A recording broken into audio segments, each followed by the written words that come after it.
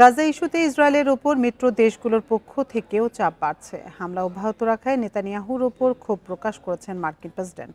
এছাড়া তেল আবিবের সঙ্গে বাণিজ্য আলোচনা স্থগিত করেছে যুক্তরাজ্য। এমনকি অবৈধ বসতি স্থাপনকারীদের উপর নিষেধাজ্ঞা দিয়েছে লন্ডন।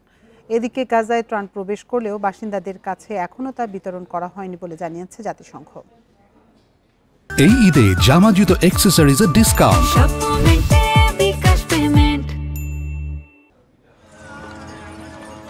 গাজায় আগ্রাসন এবং ত্রাণ অবরোধের ঘটনায় ইসরায়েলের উপর আন্তর্জাতিক চাপ ক্রমেই বাড়ছে।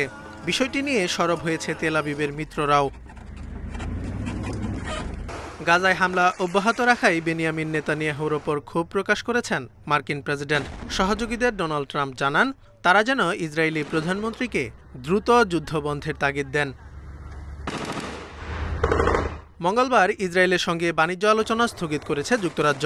দেশটির পররাষ্ট্রমন্ত্রী ডেভিড ল্যামি বলেন, শুরুতে লন্ডন ইসরায়েলি পদক্ষেপকে সমর্থন দিলেও এই সংঘাত এখন কালো অধ্যায়ে প্রবেশ করেছে।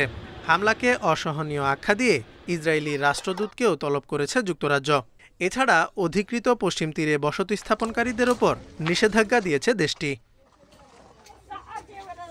এর আগে গাজায় হামলা বন্ধ ও ত্রাণ প্রবেশ না বাড়ালে ইসরায়েলের বিরুদ্ধে কঠোর পদক্ষেপের হুঁশিয়ারি দেয় কানাডা, ফ্রান্স ও যুক্তরাজ্য।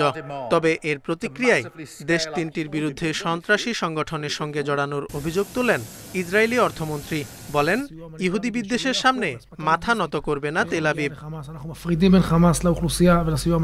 এদিকে ইসরায়েলের সাথে রাজনৈতিক ও অর্থনৈতিক সম্পর্ক নিয়ন্ত্রণকারী একটি চুক্তি পর্যালোচনার কথা জানিয়েছে ইউরোপীয় ইউনিয়ন। মঙ্গলবার ইইউভুক্ত দেশের পররাষ্ট্রমন্ত্রীদের সাথে বৈঠকের পর একথা বলেন সংস্থার পররাষ্ট্র নীতি বিষয়ক প্রধান কাজা কালাস। মঙ্গলবার খাবার ও ওষুধবাহী 93টি ট্রাক গাজায় প্রবেশ করেছে বলে জানিয়েছে ইসরায়েল। তবে জাতিসংঘ বলছে, এসব ত্রাণ এখনও বাসিন্দাদের কাছে বিতরণ করা হয়নি। 2 মার্চ থেকে অনাহারে উপত্যকায় 326 জনের মৃত্যু হয়েছে বলে জানিয়েছে গাজার গণমাধ্যম বিভাগ। এর আগে 48 ঘন্টার মধ্যে পর্যাপ্ত ত্রাণ বিতরণ না করলে গাজার 14,000 শিশু মারা যেতে পারে বলে শঙ্কা প্রকাশ করেন জাতিসংঘের মানবিক ও জরুরি ত্রাণ বিষয়ক প্রধান টম ফ্লেচার।